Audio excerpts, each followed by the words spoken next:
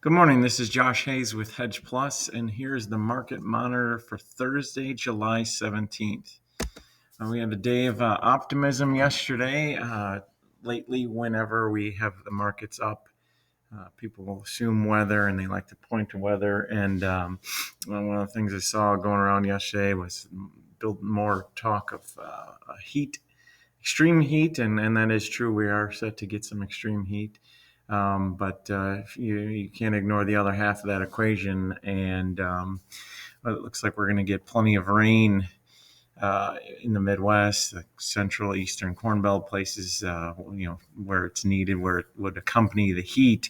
And nonetheless, there are still always going to be some speculators who, whenever they hear possibility of extreme heat and extreme weather events, are going to jump in and try and get in ahead of any kind of potential rally, risk a few cents on the shot that they could really, hit it big if something weather-wise happens.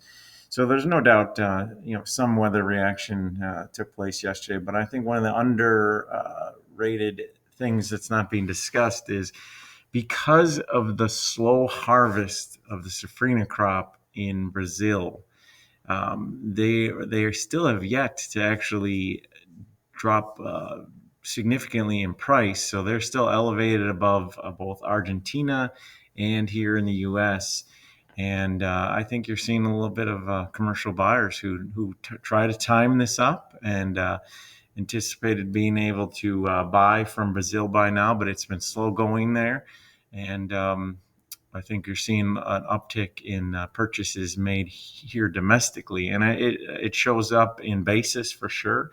I think it's showing up a little bit here in the markets with corn, a little bit of a rally when we were sitting at threatening $4 and potentially going to 360, which definitely can still happen. But that's been staved off a little bit for now because of the slow drive to market with corn in South America. There's also building belief that something is imminent with China, and yesterday we had a little bit of a tease, perhaps a hint of that. We had a flash sale of soybeans to unknown, which often, as many of you are aware, ends up becoming purchases that end up going to China in the end. And so the flash sale of soybeans to unknown yesterday definitely added fuel to the speculation. So I think that's what helped, especially with soybeans yesterday. Not so much on the demand side. Basis hasn't really improved all that much with soybeans, but it's definitely improved for corn, and we'll take a look at that here in a moment.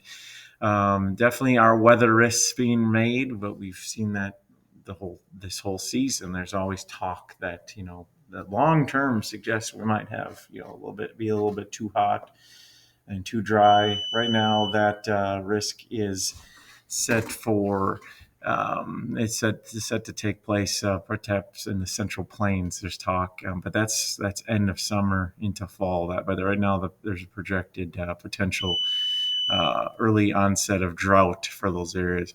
Global demand for wheat isn't strong enough to drive prices higher right now. Buyers are purchasing on dips, and that's why we've seen when purchases are made, it really is a very short-lived rally. Taking a look at the grain weather, another round of heat, but we're expected to get plenty of rain with that, and that heat is supposed to be short-lived. So that's why I don't think the market is really truly reacting to that forecast too much. In Canada, the prairies are set to get rain, improved conditions there. Australia, improved rain forecast for the southeast. Brazil, no worries there as harvest is speeding up. They're definitely finally hitting their stride. The weather has finally dried out. They got a late period of rain, which helped with late in their planting season and their growing season, but it definitely slowed harvest. That is the case no more. Taking a look at corn, I'm bringing in this chart just to show how good basis is in quite a few areas. Quite a few areas where basis is over 20 cents. You take a cash price that is pushing. I want to say it was last I looked 430 in a lot of places, national average, and you add a 23-cent basis, and definitely a chance for anyone out there, if if they're behind on old crop sales, to perhaps maybe take advantage of this and make a sale here. Taking a look at international prices, you see that Brazil is still elevated quite a bit, over $10 per metric ton over the U.S. and almost $20 over what Argentina. And like I said, I think that's a big reason why we've had a little bit of a rally in corn. I think buyers are buying from American farmers at a time they typically would not be, and you can see that represented, in the slide prior, where basis has improved quite a bit. Sorry, that was those prices were soybeans. So you see with corn, Brazil is still higher than the U.S. and higher than Argentina, but it is tightening. But it wasn't too long ago that Argentina was below 190 and we were pushing 190. So some definitely healthy improvement there.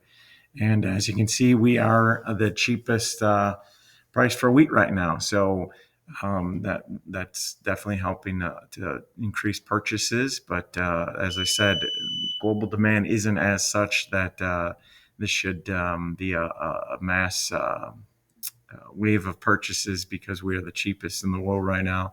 It's more of buy what we need, and we'll wait for the price to dip again later. Taking a look at the overnight prices, down a little bit, giving back some of yesterday's gains. But however, in the past 48 hours since we had our last market monitor, corn is up 7, soybeans are up 15, and wheat is even. One quick note, we only have 2 of these market monitors a week now. Was doing it every day for a while. It got to be a little bit repetitive, not enough changed. So we're targeting Tuesdays and Thursdays for these. We have other videos that we put out here at Hedge Plus on Monday, Wednesdays, and Fridays. So basically, the overall goal is to put out some kind of video each day. And so for the most part, you'll be hearing from me in the Market Monitor on Tuesdays and Wednesdays. That's all for today. Sorry for the beeping. Didn't want to stop my recording right in the middle, but issue with one of our alarms here. So apologize for that. I hope everyone has a good day.